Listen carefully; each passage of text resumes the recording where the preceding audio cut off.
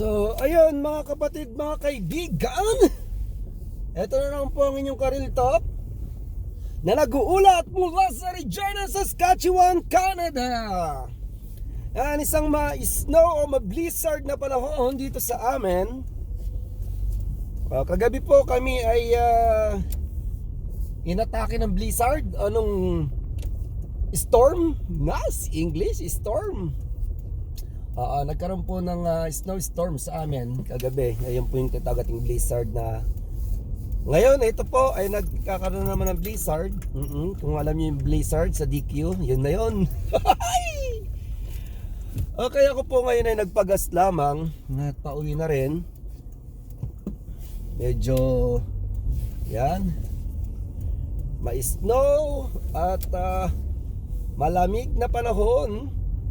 Oras po natin ay ganap ng alas 5:30 ng hapon dito sa amin sa Regina, Saskatchewan.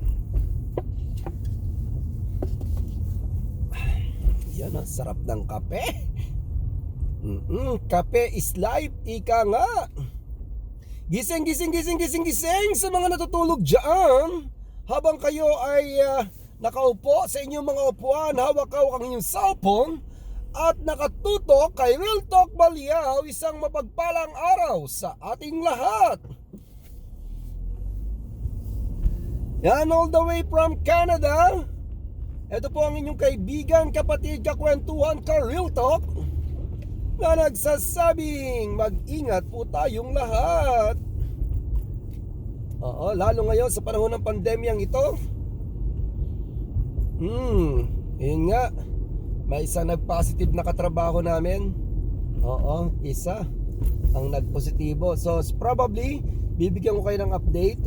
Ako'y bukas magpapatest ng COVID test.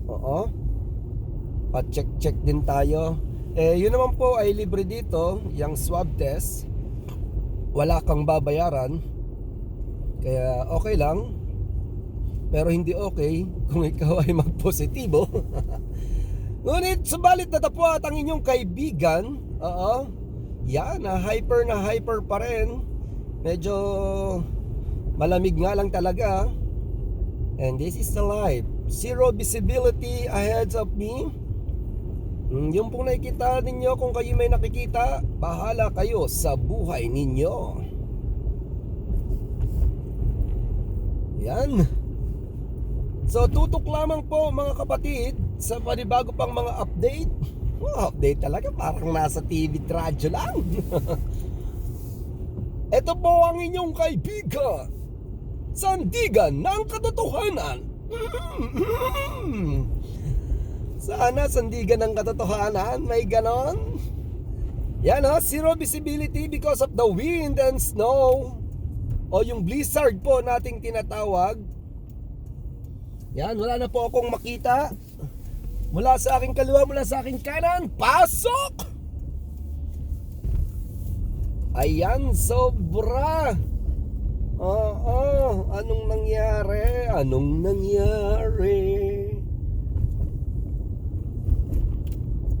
Bakit ganon? So this is my first time experience ever ng aking 5 years na pagtira dito, maka-experience ng ganito, ng blizzard. Ito yung totoong blizzard, hindi po yung sa bilihan ng ice cream na DQ.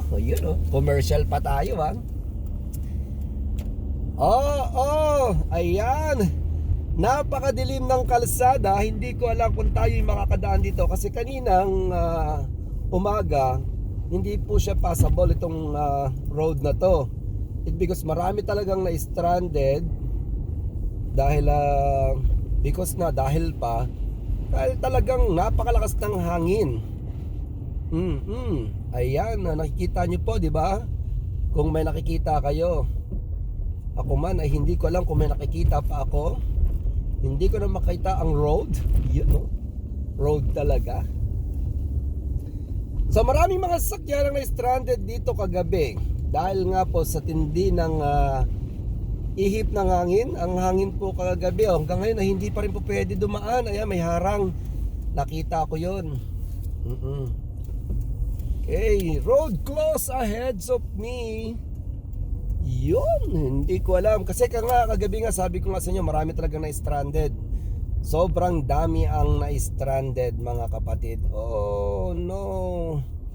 What are you doing, my friend? Ooh. Bigla siyang umi-stop. It will cause accident, my friend. You know. So, yun nga po, talagang yan, visible pa ba? Ang mga visible, yung mga sakyan, nakita nyo po, ayun, may sasakyan. Diba, kung ikaw ay syunga, sigurado ka. Ayan, natakpan na ng snow. Kita nyo yan? Oo. Talagang tinabunan na siya. So, kung hindi ko nakita yon, salpok. Ganun po, ganun katindi rito. Ganun katindi ang blizzard kagabi. Hanggang ngayon, ayan po, tuloy-tuloy.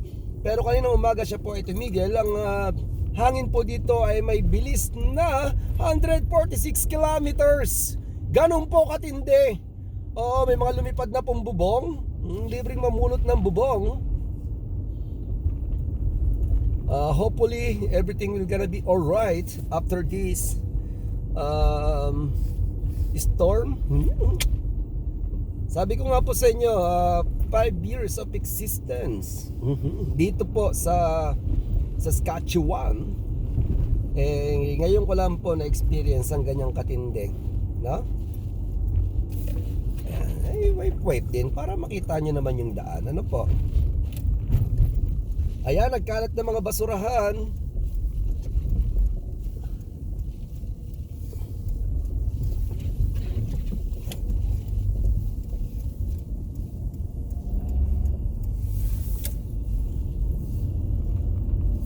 Ayan po, nakita yung bundok na yan. Snow po yan.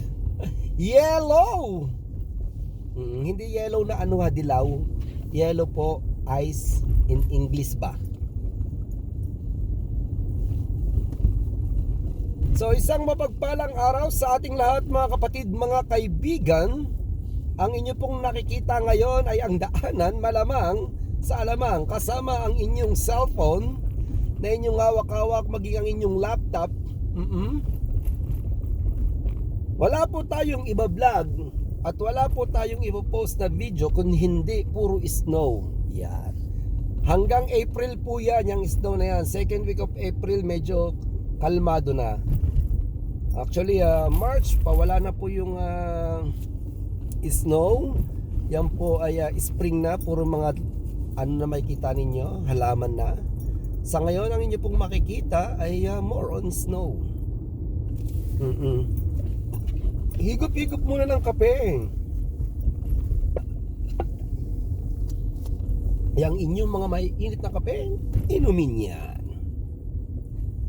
Ay, grabe na ito. Kikita nyo yung mga bahay na yan sa aking kanan. Yan po ang idinulot ng bagyo. Bagyo talaga, no? Diba magkakamukha na sila? Hindi mo na alam kung saan. Magbibilang ka na lang para malaman mo yung bahay mo. Ayan, kagabi po pala nilipad yung aming bintanang screen. Check ko po ngayon. Sana na andyan pa. Hindi ko alam. Kasi talagang sobrang lakas ng hangin kagabi. And my wife want me to go doon sa kabilang kanto para malaman daw. Ayan. Diba? Saya-saya.